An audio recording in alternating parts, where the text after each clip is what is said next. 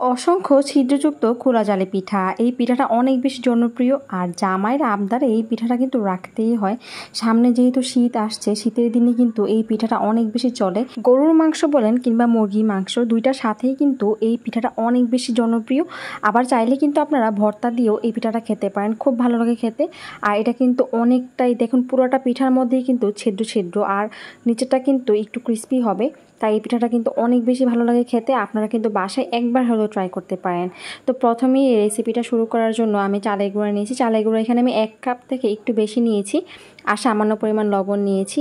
এখন নর্মাল পানি দিয়ে এই গুঁড়াটা তৈরি করে নিতে হবে।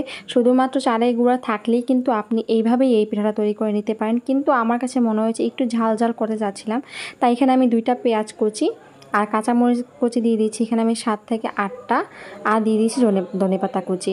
এগুলো দিলে কী হয়, একটা ফ্লেভার আসে, তো তাই ভালো লাগে আমার কাছে। যদি আপনারা চান মাংসের সাথে খাবেন, তাহলে কিন্তু এগুলো দেওয়ার প্রয়োজন নেই। শুধুমাত্র ওই চালের গুঁড়া আর লবণ দিয়ে পানিটা গুলিয়ে নিয়ে কিন্তু তৈরি হয়ে যাবে। তো যাই হোক, এখন এর মধ্যে একটা ডিম দিয়ে দিচ্ছি। ডিমটা অবশ্যই দিতে হবে, ডিমটা না দিলে কিন্তু হবে না। তো ডিমটা দিয়ে আমি আবারও সব কিছু একসাথে মিক্স করে নিচ্ছি।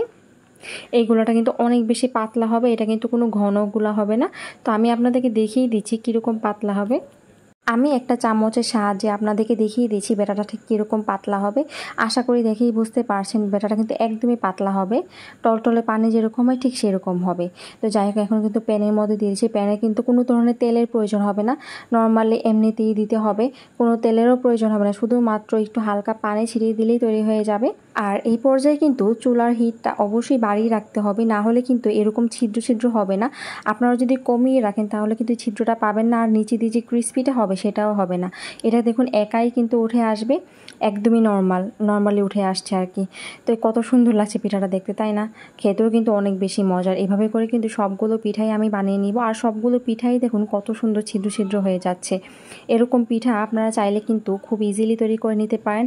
শীতের দিন কিংবা আপনার গরমেও চাইলে বানাতে পারেন। আমার কাছে সকালের নাস্তা হিসেবে এই পিঠাটা খুব বেশি ভালো লাগে।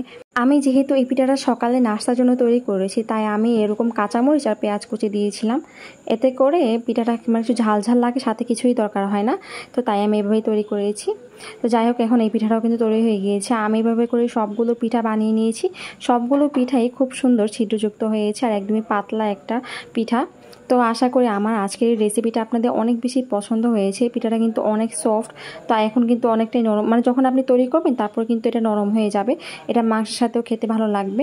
তো আশা করছি আমার আজকের এই সহজ রেসিপিটা আপনাদের অনেক বেশি ভালো লেগেছে। যদি ভালো লেগে থাকে অবশ্যই কিন্তু লাইক, কমেন্ট আর শেয়ার করতে ভুলবেন না। আর কে কোথায় থেকে দেখছেন সেটাও কিন্তু আমাকে কমেন্টে চাইলে বলতে পারেন।